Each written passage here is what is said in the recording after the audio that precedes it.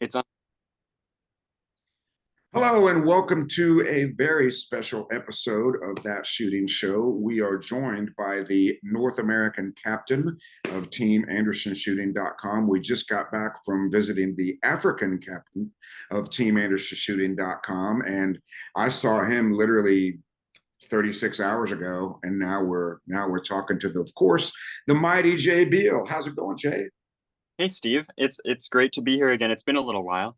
And as you speak of the African captain of the team, I he man, Steve, Gaz has been so helpful to me in so many different ways, and we've gone through different times of like communicating a lot and communicating a little bit and sending each other videos. And so I don't know. Gaz is so great. You know, that's how you know that you have a great friendship, because it doesn't require daily micro maintenance to keep it going. Yeah. Like I can talk to my old drummer. We haven't seen each other face to face in 10 years, and I can send him a text message, and we're right back in the eighth grade wearing rock and roll t shirts and planning our first world tour. Like nothing ever changes. Yeah, it's super cool. Also, just before we get onto things, but there's a friend of mine who I went to high school with him, and it's the same thing. We call each other. It'll be like every few months, and then sometimes it's longer than that. And then all of a sudden he has a kid, and so then we talk some more, and then all of a sudden he's like, "How do I get into the shooting thing?" And then we're talking some more. And so anyway, he's down in North Carolina shooting a bunch of matches, having a great time. He's probably listening to this podcast. Actually, you met him. He's the I one I think. met at the match, right? Yeah, yeah. Super. Um, yeah, so I don't know, but it's the same thing. You don't talk for a little while, and then you can just like that be teleported back in time, like nothing. Just like that. And also, just like that, we got to mention that Walther is the title sponsor of this program and the title sponsors of me and Jay Beal.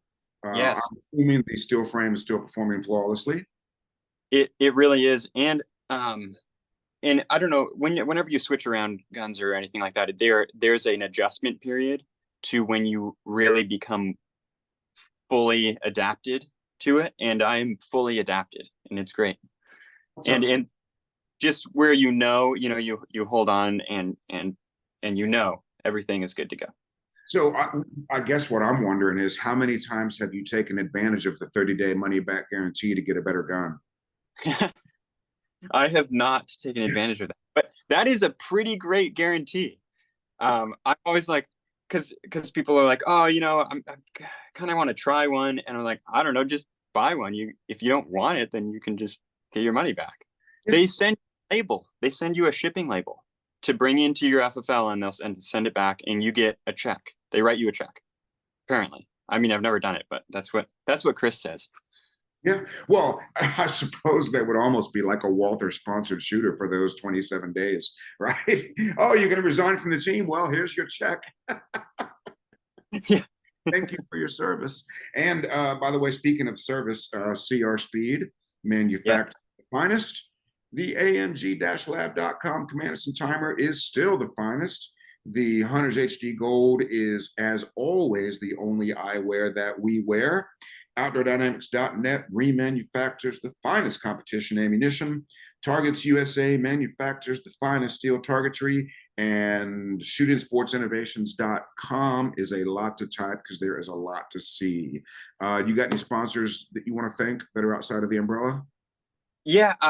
I have the list on the wall over there, so far away. I'm gonna grab it. But also, I should say that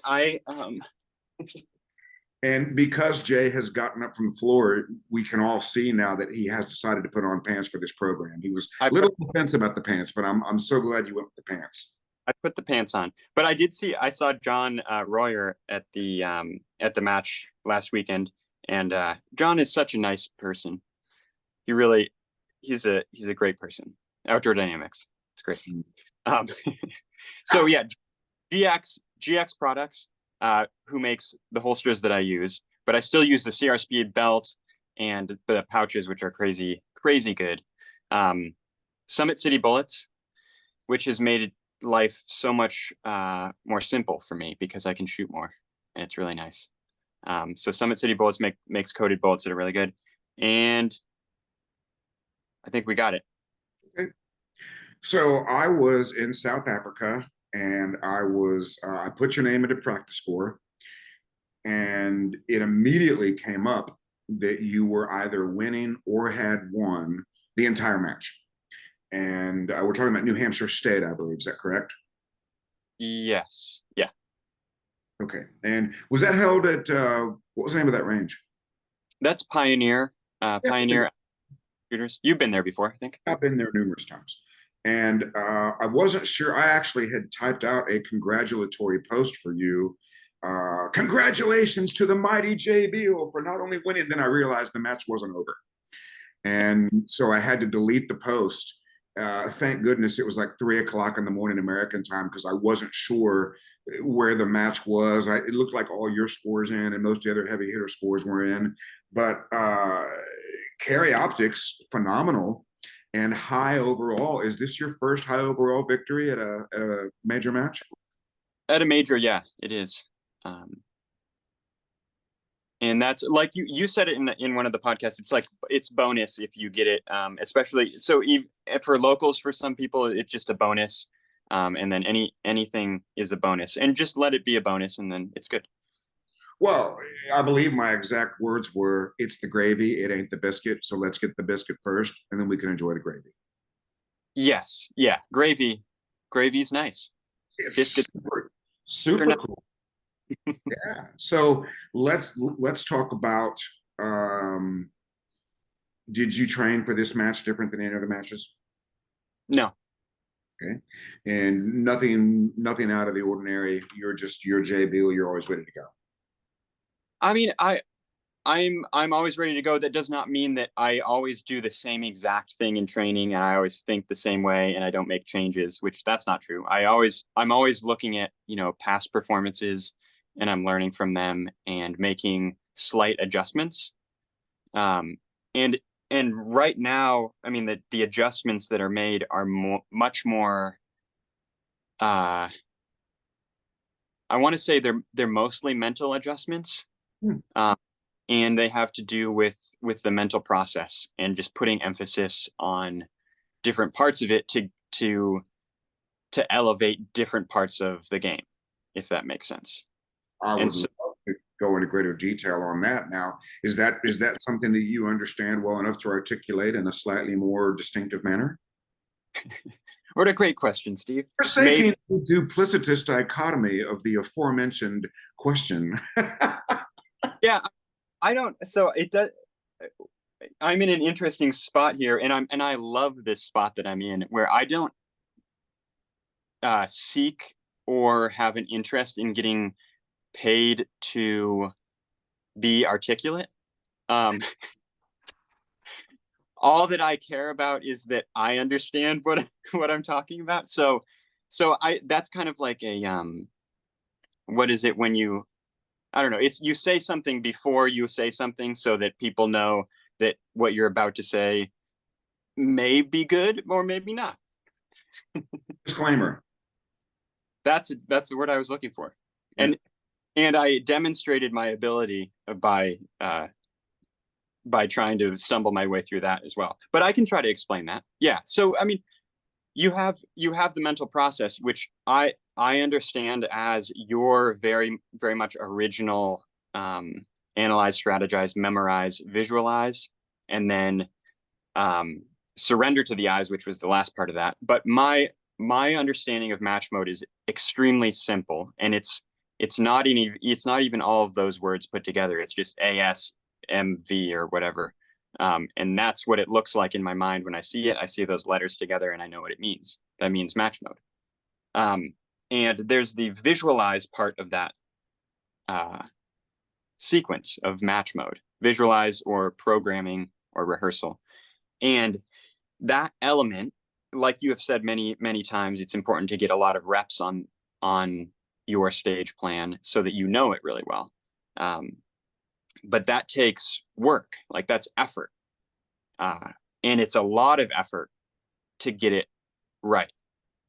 So closing your eyes, going through the detail that you need to to understand the stage plan and to be able to put it away right before you shoot takes work, and it Is it takes still a little scary to let go of the stage plan? not as scary. It's scary to let go of it when you may not trust it. Hmm. You trust it, it becomes a lot. It's not as scary to let go of it. And Um, are you talking about trusting the plan specifically, or trusting that it'll be there subconsciously? Trusting that it'll be there. Yeah.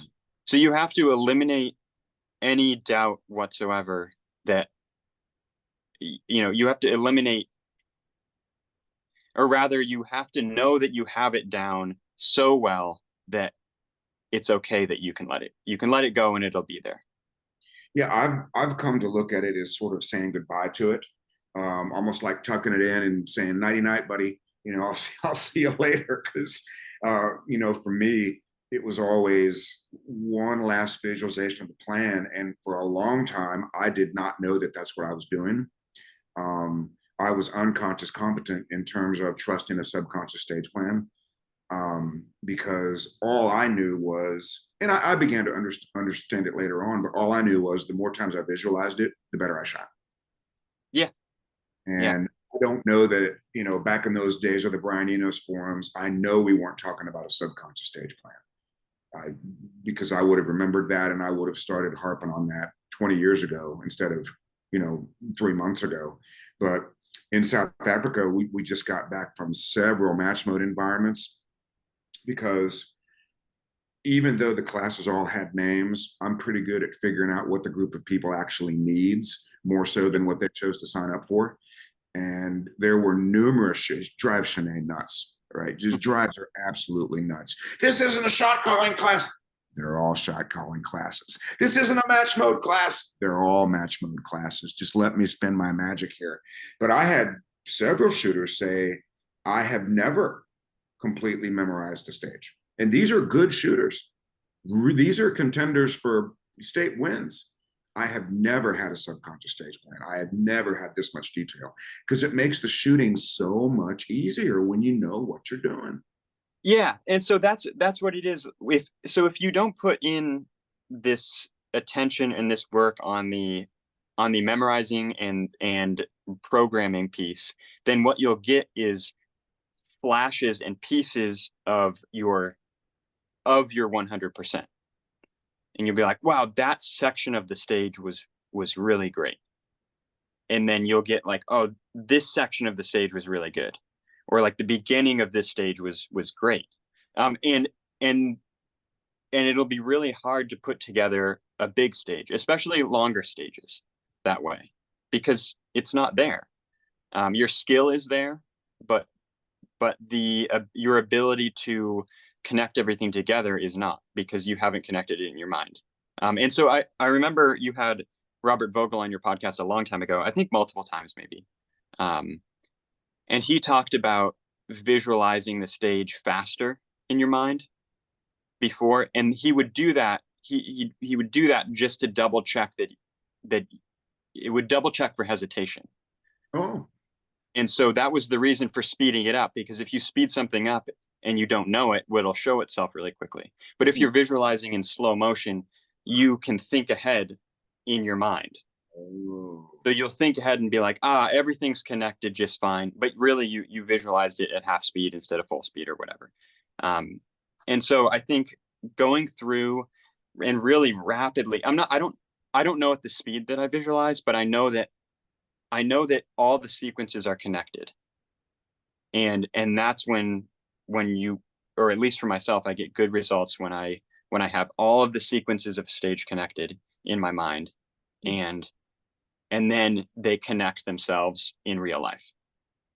It's pretty powerful. Now, going back to Vogel's thing and perhaps your thing, so this full speed visualization doesn't necessarily predict a speed of performance. You're just like hitting fast forward to make sure the movie's good. Yeah, you're testing the movie. Yeah, you're testing the movie, and then if you find hesitation in one of the spots, then maybe you run over that specific spot a couple times, and then you put the movie back together, and then run it all again, and then and again, just to make sure that you're in a spot that you can let go of it. Interesting. Now, I had such a brilliant question for you, and I got sidetracked by your eloquence. Uh, I'm sure I'll remember it here in a minute. Oh, that's what it was. Full speed walkthroughs. Yeah. Where you at on that? Uh, I think sometimes it's a good to test that in specific areas. So if there's like some corner of a stage where there's fault line and there's a really hard lean there, you should probably come into that full speed before you really come into that full speed. What's Because actually going to happen when I try to do this thing? Yeah. yeah, yeah. Just because then you can be like, oh wow, I felt myself teeter a little bit out of the shooting area, so I better just make sure that I'm staying low and staying balanced in this position. I can still come in with the same aggression, but I need to be balanced. So then you have an idea of what that feels like. I think that if you were to ever come in lower than normal, we'd probably know because you would need band-aids on your nipples. I was trying to get that out so you could spit water. That almost make you spit water. Because I'm intentionally taking small sips of water so that this is not at risk here. I've thought ahead here. I know how this goes. So, so going back to New Hampshire State, you obviously go into every competition expecting to do extremely well. Yeah. You are a top 5 shooter at any match, right? Yes. So was there any specific thinking about the results of this match, or do you just go in going, I know I'm going to do well at this thing? Well, I knew. I mean, thinking of the results, I really go. I go into a lot of matches knowing that I'm going to have a good reference afterward of what improvements that I've made and any changes that I need to make going forward. So I guess I know that I'm going to get feedback on where my shooting is when I compete. That is maybe another level of pre-accepting results. So that's like it is what it is. And you just described it a little bit differently than I would have. That was always my attitude going to nationals. Sure. I truly didn't have any idea. Obviously, some years were different than others, but I didn't bother going to a lot of area matches because I didn't really care. What I wanted to know is this is what I'm doing. Where does this put me as a nationally ranked shooter? Yeah. And I also knew that I had to get a solid mental performance, or otherwise I wouldn't be able to rate the technical. Yeah, exactly. Particularly the last one I went to when I came in 27th. It's not my best finish at nationals, but it's probably my favorite because it was my most mentally consistent. Mm-hmm. It wasn't a clean match, but I just remember treating every single stage the same. My shooting partner remarked, "You are so boringly consistent that it's driving me insane." I was like, "I've been trying to tell you, this is how you do it." I know the partner you're talking about. Yeah, it drives them nuts. 1 + 1 + 1 is always going to be 3. But have there been any other little tweaks to mental management that you've done for yourself? You sort of alluded to making some tweaks, or maybe it's just highlighting different things. Yeah, so when you have I make use of the preset, and we've talked about that before. And I make use of it at different times to test if something will work or not. And I'll do that at matches because I'll use one preset here, and I'll say, well, that worked for that element. Let me use this because I think I need more of this element. And so part of like that programming, and it's more putting attention on the programming piece that I used in my preset for this match. And so it was what is my attention going to be on?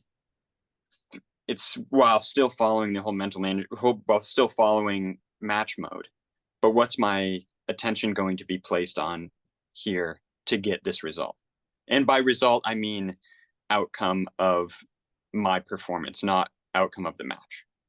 Yeah, You caught that right as I was getting ready to ask about it. Surely there was a point in which you knew you were dominating carry optics. Somebody told you, or you look, because was it a one Yeah. day format or a multiple day format? Yeah, so I skipped around a little bit. So 1 day format, and I shot on Thursday. So well ahead. I shot the staff match with Mason and Max. So we all shot together. Oh wow. Um, and and then and throughout the entire day until the last about three stages, we were all very, very close. Hmm. And I knew, so when you shoot with people directly, uh, you can gauge based off of many factors how people are doing and how you're doing against them without even looking at the score, without Right. looking at the factor or anything like that. You see, like you can look at them, you know, when they come off a stage, how they look and what that means for their score. And by how they look, I mean their attitude. Mhm. And you can gauge that, and you can place yourself very accurately when you pay attention by doing that. So I knew where we were all the way up until there were like 5 stages to go. And then to confirm, I looked at the scores and I confirmed what I thought I knew, which we were basically tied. Yeah, Um, all three of you. yeah, I think Max was a little bit back earlier. And then Max had a big stage win on our third to last stage. Mhm. Um, and then uh, and then I think Mason had a miss on the third to last stage, and so that set things up a bit differently. So then I knew going into the last 2 stages that I was up by a decent amount. Hmm. Uh, And and did you go conservative or did you go Jay? I won the last 2 stages. So, but that was so there was an interesting thing learned from that. It was like, okay, I just have to focus up here and produce a good result. And that attention, that focus, the mental focus, produces a good result. Like I paid attention to the things that were important. And uh, so that was beneficial kind of going forward. I can take that and I can use that in the future at any point in the match. Well, It doesn't.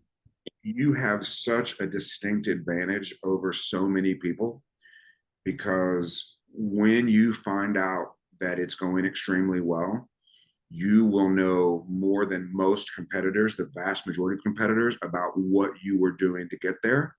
So you won't have to make a decision about changing strategy because you'll know I have done exactly these things very specifically. It has gotten me in a very good place. So all I need to do is keep doing these things very specifically. Yeah, yeah. And if there was a change that needed to be made, I would know, and I would know right away. You come off a stage and you're like, well, this is part of the reload. When you do that, you you make adjustments that you need, and so therefore you don't even have to think about what what unfolds in the future. You just have to apply what you know needs to be changed. Throughout this whole match, I mean, I did not shoot perfectly.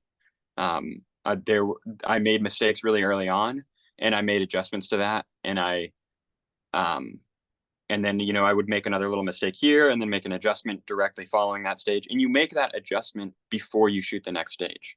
You don't make the adjustment on the next stage. You've made the adjustment so then you can shoot the next stage. um, And I know that's always been your favorite part of mental management. yeah, Um, that specific little reload thing is why you will never have the wheels fall off at a match, despite minor errors that every human being is going to make yeah, in a sport that's so complicated with so many different things going on.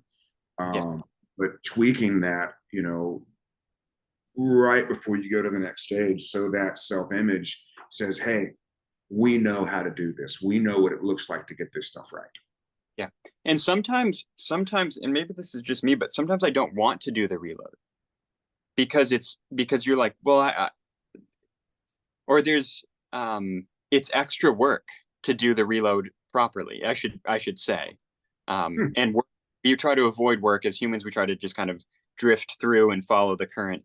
Um, and if you want to like be really precise on where you land, if we've brought up the analogy of going down a river, um, while we've done that, uh, you want you want a you want to stay in the middle of the river and you want to go straight down, and the reload keeps you there. Um, when and I've lost it now, but the current will push you to the edge, going around a corner. Stay with me here. Are you going to And wind up in a van down by the river? Because so I'm saying that the reload it's my favorite part, but sometimes you need to make an adjustment, and that's not easy because it's going to pull attention and effort to do that. And so at the end of a match, at the end of a day of shooting, it's exhausting mentally yeah. to do, and it should be. It should be. Well, I taught this technique to probably 50 shooters in South Africa. And then the neat thing is we get to go to the range immediately afterwards and either do a match or a clash where they get to see it in real time. And the most frequent error is only reloading the needs work stage so that the reload itself becomes a negative imprint. And Yeah. I immediately tell them, if you're only going to do this on certain types of stages, do it on your absolute best ones. Yeah. The mental game can be summed up very easily. When you know what you're doing, when you're getting it right, you don't need to do anything else. But if you don't know what you're doing when you're getting it right, you won't know what to do when you want to get it right again. Now, Yeah. one of the things I think you told me one of the numerous times we talked is you went through a phase, and this might have been pre-mental management even for you. You went through a phase of kind of celebrating the home run instead of the swing. Mm. Or sorry, I got my sports mixed up. Celebrating the hole in one instead of the good swing that made it possible. Oh yeah. Yeah. I think so. I now, but I don't do that anymore. So now my memory of it is very jumbled. It's not So even. like, But yeah. you told me during one of our very first, hell, it might have been the day I figured out how to use the Zoom. You told me that early in your career, when you first began to burn down stages, it made you a little mentally lazy because Yeah. you have been thinking about the results instead of the process. Yeah. Yeah. I think so. It's like you have a really good stage and you're like, cool, like I can totally do that again, which is true. But what did you do? What did you do to get that? And so that's where I'm crazy. Okay. What's the difference between what happened and what you did? Well, I burned it down. Okay, let's be a little bit more specific. How did you do this? yeah. Um, And yeah. So this is where it becomes very important to use the journal in this way. And especially in training and at matches, because when you have a match and you have a good stage, then you should write down what you think you did to have that. And then when you write it down, then that puts the attention on that piece so that that piece is more likely to happen in the future. yeah. So that the next time you want to burn one down, you've got a pretty good idea of what to do. Now, when you go back in your journal and you look at your best performances, I'm sure the similarity. Let me ask you this question a different way. Is there ever anything that surprises you about what they have in common? Like, is there ever a different piece or like a random piece, or is it always the same steps in the same order every time? I don't know if I'm surprised in anything outside of mental management, but I'll look at something and be reminded that, oh, it's actually that simple.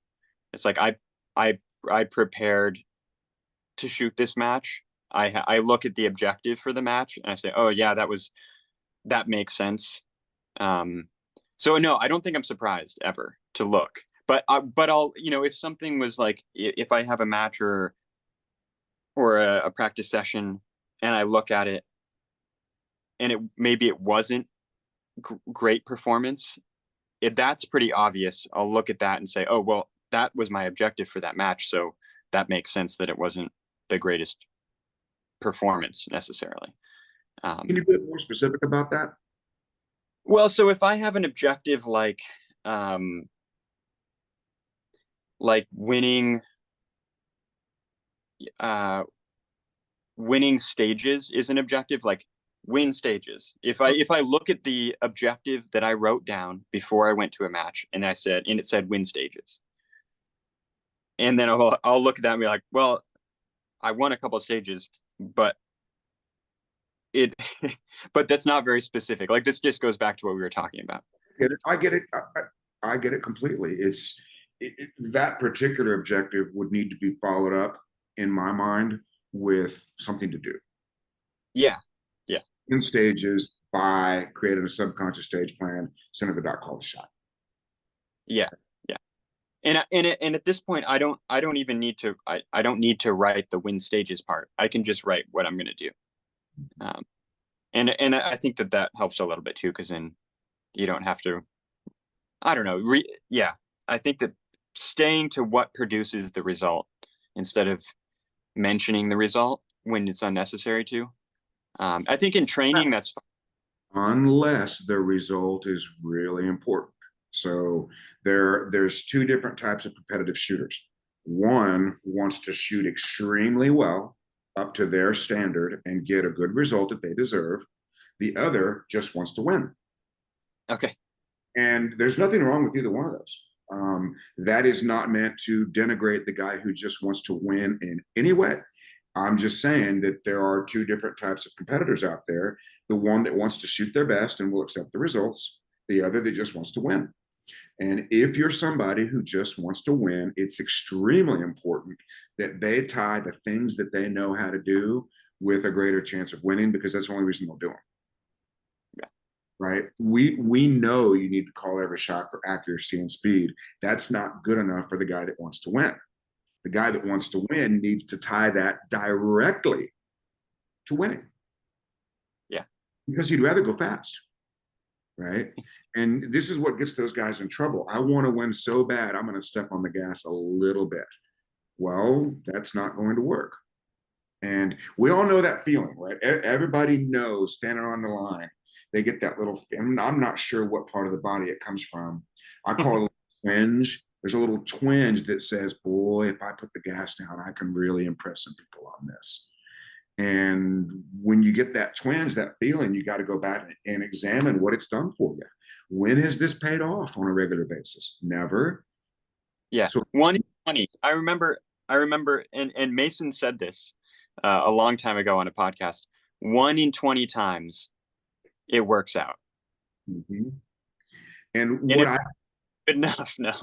What I think is really happening there is something is creating a little nitrous shot of confidence that creates a temporary self-image that allows 100% access to subconscious skill, right? Self-image does have a short-term existence that can get you through a single stage, but that temporary existence won't be enough to get through the entire match. Yeah. Which brings me to what I really wanted to talk about. I am on this kick about imprints to self-image during the walkthrough specifically. That people are probably getting tired of hearing, but I have talked to a few other really high-level shooters about Optics Nationals, and because my sphere of influence is expanding dramatically, Jay. So I'm starting to talk to more and more people, and I'm discovering that there were a couple of shooters who went to that match, Optics Nationals specifically, and hated the stages. From the moment they got there, they started looking at these stages and were like, this is dumb. These stages are stupid. There's no flow. There's no rhythm. And so the immediate imprint is these stages suck and I don't really want to shoot them. Yeah, I know. I've experienced this before at a local match in particular. And I'm thinking of a stage that was entirely partials, all partials, 100% partials, at the same distance, and they were all stacked together. So there's 2 targets on each stand. And I remember I was shooting with Saul, and we both had the same exact thought. that this stage is dumb. And we did not shoot it like the stage should be shot. Right. So it did not help us at all to shoot it that way. Well, and the person that I keep coming back to regarding this specifically is Christian Seiler. Mhm. When he looks at a stage, he looks at a stage and goes, "Oh, look, another opportunity to prove I'm the best shooter in the world. This is going to go great." And then he gets to the next one. "Oh, look, here's yet another opportunity to prove that I'm the best shooter in the world." And he looks at every single stage like that. And I have to talk to him again because I don't know how much he really knows about what he's doing, but he's for sure protecting short-term imprints of the self-image. Absolutely. Yeah. 100%. But going back to you, you knew you were in a great position. Was there any buzz about you also being high overall at this time, or was it just restricted to carry optics? What do you mean, buzz about it? Were you ever aware before it was over that you were leading the whole thing or likely to win the whole thing? I didn't look at I did not look at who was shooting this match. So I didn't I just didn't I wasn't thinking about that at all. Okay. I So I with the person who was second in open. Um say that and again. I was shooting with the person who was second overall, Okay. who was 99% or whatever. And he's a great shooter. And um and so I was aware of what he was doing, but I wasn't thinking about where he was. Okay, perfect. Now, your name came up numerous times in South Africa. We use you as numerous examples for numerous things. And the question that came up over and over and over again, specifically, do you know what it was? No. Why the Legos? Oh, that's really. Oh, I should have guessed. I should have guessed. And I go to matches now, and I've made a mistake. I go to matches now, and people are saying, "Why are you wearing shoes?" Yeah. Yeah. And what I tell them is he's preparing for an environment where he will never be uncomfortable. He will never face a situation that makes him more uncomfortable than this. Is it that simple? I I think it. I mean, so I should. I mean, Legos is an exaggerated version of what I do every day, which is like I run with no shoes on outside. Um, and Legos is a funny exaggeration of that. And um, and I sometimes think I shouldn't have posted that because I think people take it seriously. Um, but then at the same time, I'm like, maybe people should, like, if they think it's a joke, which it is, but if they think it'll help them, then they should do it. And I also tell them, for starters, I had no idea it was a joke. Um, the Yeah, other yeah, the other interesting thing is I say, well, if doing this causes people to be afraid of Jay Beal in a way that's not mean or hateful, that's yeah. good for Jay Beal when he sees them in competition, right? Any anytime somebody is afraid of another shooter, they've pretty much already lost. So that you're not going out of your way to scare people, but if people are scared, that only benefits you. Yeah. Um, I'm sure we've talked about this, but this is kind of my new kick. What percentage of USPSA shooters know that a subconscious stage plan and a subconscious performance will give them their best performance? I think that it's like I my initially, if you asked me that 3 years ago or 4 years ago, I would have said lots of people. And I think maybe you did ask me before, and I said a lot of people know. And I think like 2 or 3% actually know. I know it's a very low number. Yeah, maybe that's even generous because percentage wise, I mean, yeah, there's a small amount of people who know that. And it's really fun to see that word coming up more and more and more on social media because I know exactly where it's coming from because we don't see these words until I start using them, and when they flood out like that, it's really cool, right? Yeah, Kind of like when I see people referencing the performance model and not necessarily doing it correctly, I'm thinking this is phenomenal. This is, people are learning about these things. It's absolutely wonderful. Was there anything about this New Hampshire match from a stage planning perspective that you learned or took advantage of? From a stage planning perspective, well, I think that because I was shooting with people who were having this, we're having similar times on stages than I was, like we have the same time on a stage. Uh, it was instant feedback in whether or not my stage plan mattered. Mhm.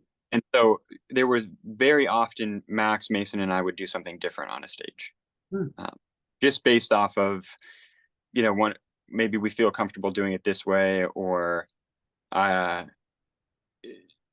You know, or you if want to talk about a stage planning encyclopedia. Max Michel has probably shot more stages at this point in his life than maybe you ever will, because yeah, your match schedule is anywhere near as aggressive as the other top shooters in the country. no, and I would have looked at video from Max, 5 years ago or something, and looked at my stage plans and said and we even talked about this. There's a difference. Like, Max is beating me because his stage plan is different. Oh, And you I've would been like, 5 years ago? I did that and said the stage plan is different. It's a better stage plan. Therefore, if I make a better stage plan, then I will have a better result. This is And what you thought 5 years ago? I would have thought that 5 years ago, and I did. I did. Um, and no, that's not the case. Max, when you compare people, um, generally the people who are winning are just shooting better, and and Maybe that's why people are so obsessed with it. Maybe you finally figured it out, right? If a shooter's struggling, it's so easy to blame inexperience or what we perceive to be poor stage planning. What a great scapegoat, right? yeah, It's when yeah, no, all they did, like the person beating you, all they did is execute the stage without hesitation, and they did every little thing faster than you. They drew a little faster, they split a little faster, they transitioned a little faster, they moved a little, or they, and I say faster, they did these things sooner between positions. They did everything a little bit sooner, and you can't see it when you watch the video. You whoa. you can't see it because they're like, well, yeah, but they're not moving any more aggressively than I am. They're not, like, you can't see them individually, but when you look at all of this stuff together and say, oh, they gained on this 32 round stage, this is what happened because they did all these tiny things a little bit better. Last time I made a spreadsheet with a guy in Texas. We just got back from the match and we went straight back to his house and we made the spreadsheet. And he immediately, the thing he kept saying was death by 1,000 cuts. He Yep. must have said it 30 times. You Yeah, know, and I've heard that before. I would have even known, and I would have been like, yeah, but he did like a different plan here. Yeah, is that it? I don't think so. I mean, in some circumstances, maybe, but even then, I mean, and you can test it yourself if you have a stage set up. You can shoot it in a dumb way and be within a second of the time of like the best way. yeah. So it's more important to choose a plan that you can have confidence in than it is to choose a plan that you think is a better plan. Yeah. That you Not may, yeah, to go ahead. mention the damage that all the indecision is going to do to whatever you ultimately decide. That's what people forget, right? If you're trying to decide between going left and right and you've got 10 fragments of both of them, those fragments of fiber are going to create a brain fart that is likely to make your drawers dirty when it happens on the Yeah, stage. yeah. So I mean, one thing that I'll do is, if I walk through a stage, I'm just going to walk through the stage initially, but and look at where all the targets are. But if I notice myself naturally doing one thing, like entering on a target, uh, and it doesn't matter if the target is out of sequence because all the targets are bunched up. So maybe I enter on the inside or the outside, and I pay attention to myself and I see the inside target first, and it doesn't matter because I can see them all at the same time. Then I'm not going to fight that in my mental rehearsal. So I'll just pick the inside target because Interesting. so then someone will ask, well, why did you shoot the inside target first? I don't know. I just saw it first, so that's what I decided to do. It's not that I in the moment. And so like there's all it, and I know you get a lot of questions, and I'm sure that you think to yourself, even though there are no stupid questions, but you may think to yourself, well, it's kind of a dumb question. Like I don't know. You just do it that way, So but you you don't. so you don't really have any hard and fast rules, do you? Well, I mean, not really, but if I can, I don't know. No, I don't. No, I do whatever I want to do.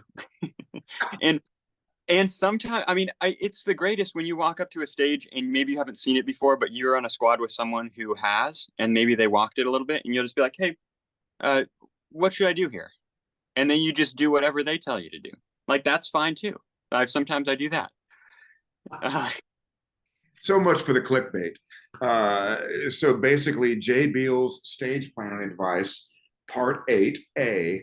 I do whatever I want or whatever somebody tells me to do. And that's really going to be helpful. I really want to, we have to start from scratch.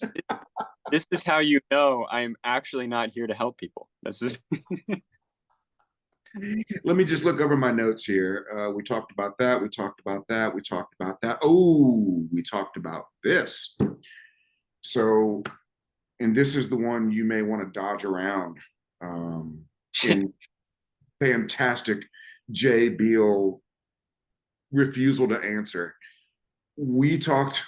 We talked so many times. There was a time we talked about where you maybe identified in your self-image that you were under trying just a smidge. Mhm. Where are we at on that? I don't feel that way anymore. Good.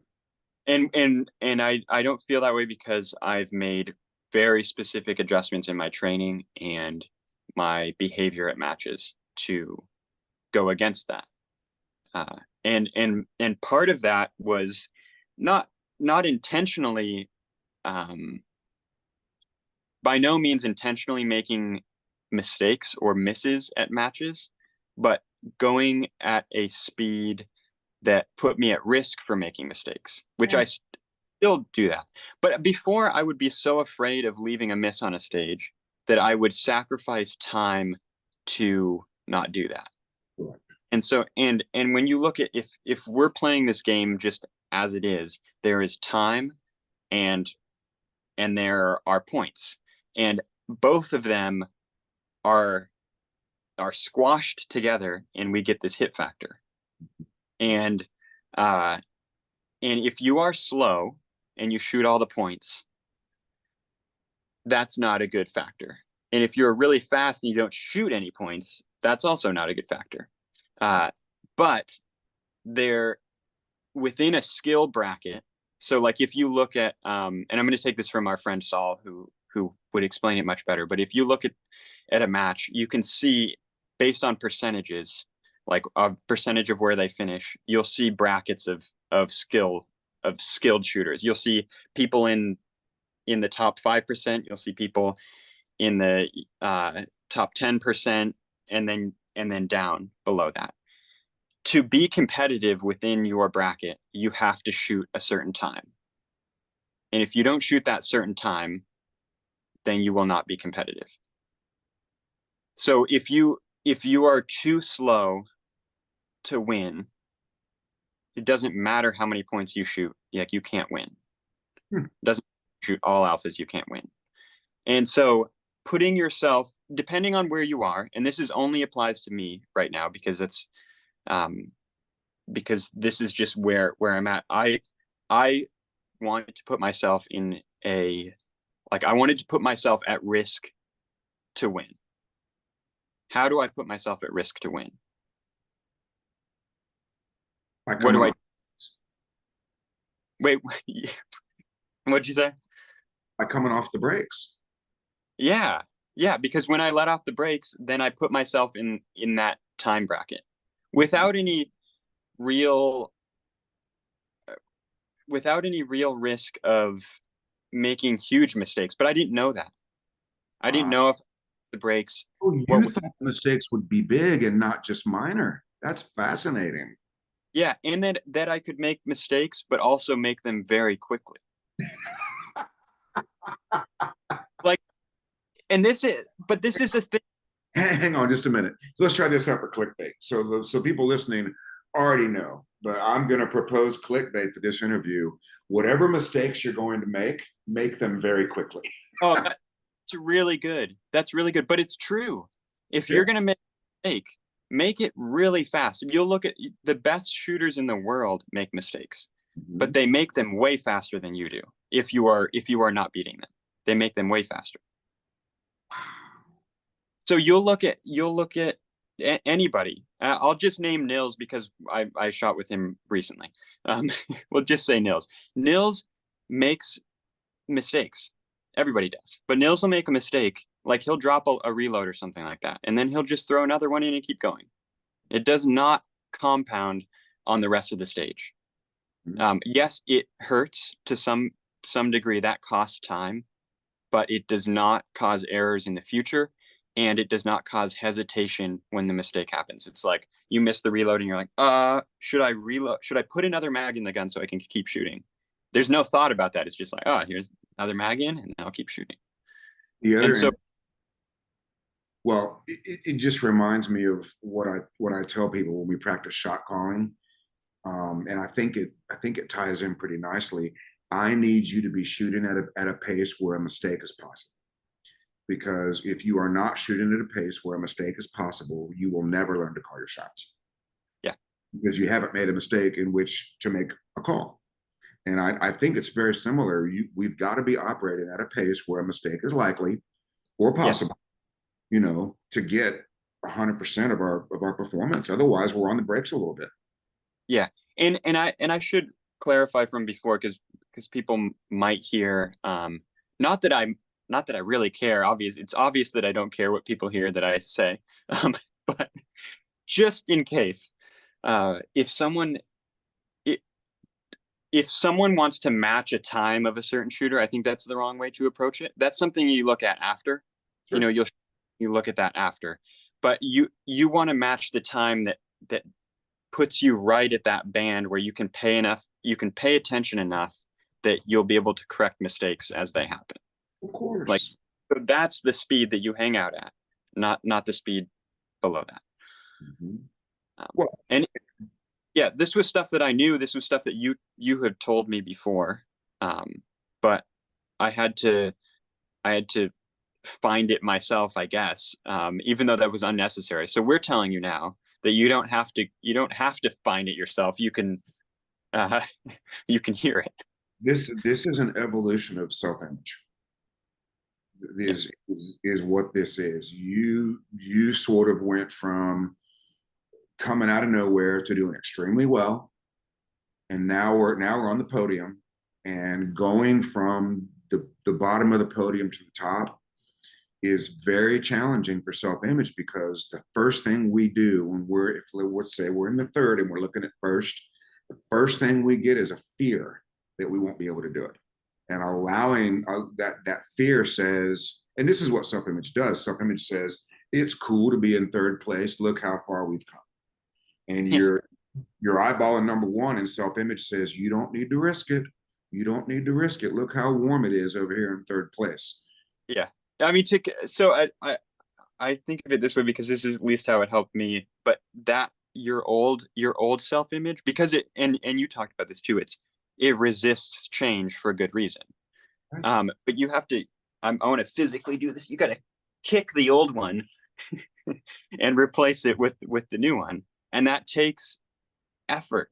Like it's hard work to do that, because you have to intentionally make changes and accept certain things that have happened to warrant that change. And if you don't accept them, then and we resist accepting them. Well, self-image will always prefer a comfortable problem to an uncomfortable solution, Yeah. right? here I am in third place. It's not really what I want, but I'm going to have to work a whole lot harder to get number one. Maybe I'll just hang out here.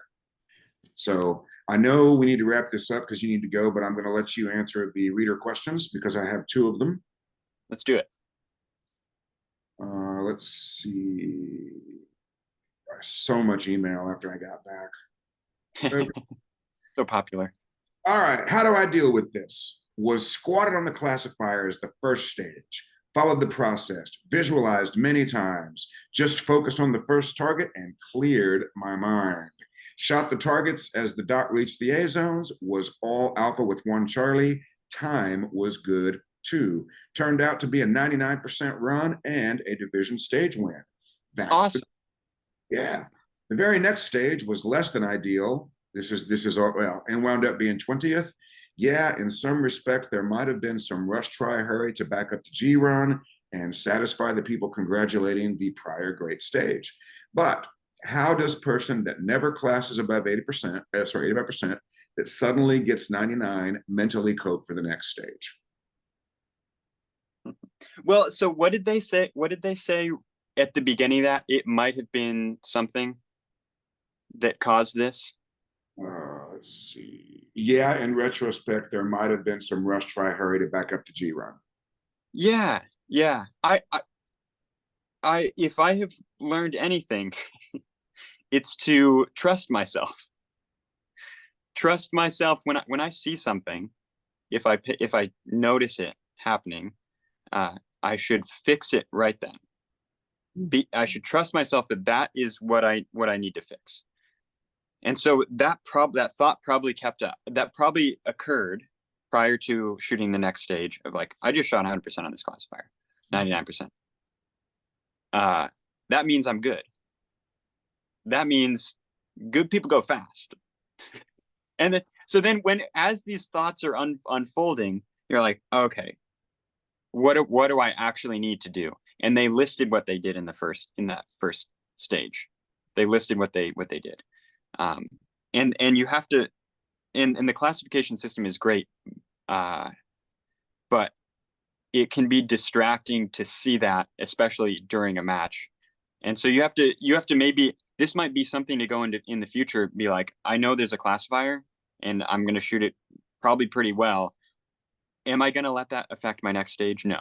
Like that, this is a programmed response that you put in place, that every stage is its own, and treat it as such. So how do you, what's the question? How do you bounce back from this? Or well, what? So I'm how does a person that, so this is just so obvious to me what is happening, and it will be to you too, but how does a person that never classes above 85%, that suddenly gets 99%, mentally cope for the next stages? Your self-image is you got to let it change. I mean, at some point, and this is what you have said many times. I mean, at some point, I'll take myself for an example. At some point before my classification reflected it, I became a GM before the score showed it. Something happened in between scores showing something is just, it's just showing a snapshot of your skill in that moment. You are always progressing if you're training. So what happened? So you can see it 100%. His self-image is, I never shoot above 85%. And Yeah. that's in big neon signs. That's his self-image. Like, so just imagine he's the freaking Michelin tire man, and he's got like a neon sign around the biggest part of the tire that says, I never shoot above 85%. And then we go and do it. Self-image says, that's not us. We belong back here in Stink Town. So let's bring us back where we belong. Not what we want, but where we belong. It's the kicking battle between your old self-image and your new one. They're kicking back and forth at each other. Yeah, you're the one in the driver's seat of the kicking. You can take control of that. That's exactly right. Let me see if I can find, I know you have to go. Let me see if I can find the other question. We can do another one. Yeah, there's one more. It's pretty easy. Oh, maybe this has happened to you. I don't know. It's funny how the answer to all of these is self-image, just over and over and over again, because anybody who's training and struggling is only struggling because of a poor self-image. So, what to do when you think you had a bad match, but you still beat your competitions? Seems I had difficulty seeing the dot on the target for the second shot, but I still placed higher than everyone in my age group. Hit the swinging no shoot on 2 stages. Personally, I think I will take the win and practice what needs improvement. Easier said than done. Well, you said it right there. Yeah, easier said than done, and it is. Yeah. Like, take the win. Keep practicing on what you need to, and only you know that. Only you know what you need to keep working on.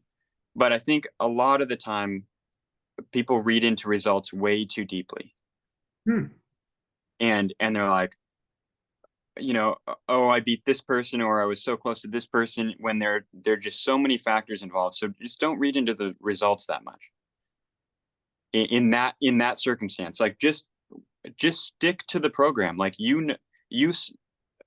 whatever commitment you made to yourself, like I'm going to dry fire every day, or I'm going to go to the range this often, or do whatever this is, and I'm going to work on things that will make me improve. That's the program. You just stick to the program, and then if you go to matches throughout that, you will learn from them, and you can make a little adjustments. But those are just capturing where your skills at, and you just keep going. Like, I sometimes results are just not, you don't need to dig into stuff. You don't even need to, you'd be like, okay, cool, I won, whatever. Let's go. All right, let's wrap up our time with Jay Beal, New Hampshire State Carry Optics champion and high overall, which of course is just gravy. Anything else you want to add before we get going? No, we did it. We did it. Thank you, everybody. All right. We're gonna go ahead and do the catchphrase. If you'll do me a favor and hang out for just 1 minute after we stop recording. Yeah. So until we meet again, be like us, we're not sure how to make that rhyme. It doesn't matter. Until then, get to work. Oh, and I got one more thing I got to add. Please go to upcoming classes at andersonshooting.com. If you want to drink some of the milk that has helped propel Jay to where he is. I'm not going to take credit for all of it. I'm just going to take credit for most of it. Certainly, I for sure provided a map for Jay to follow with an extremely high level of work ethic. But I just, it's been so much fun to watch you go from the little scrawny kid in Maine to a contender to win any match you go to. It's just been so great to watch. Yeah, you actually did provide it. I was looking for a map, and I found one, and you were that map, and it's a good map. It works. It certainly works. It's a pretty great map. But yeah, you can go to andersonshooting.com and click upcoming classes to figure out where we're going to be and what we're going to be doing. Going to be on the road quite extensively through the end of the year and probably forever. So go check out upcoming classes at andersonshooting.com. And until then, till we meet again, be like me, do what I do, say it with me. 1, 2, 3, get to work.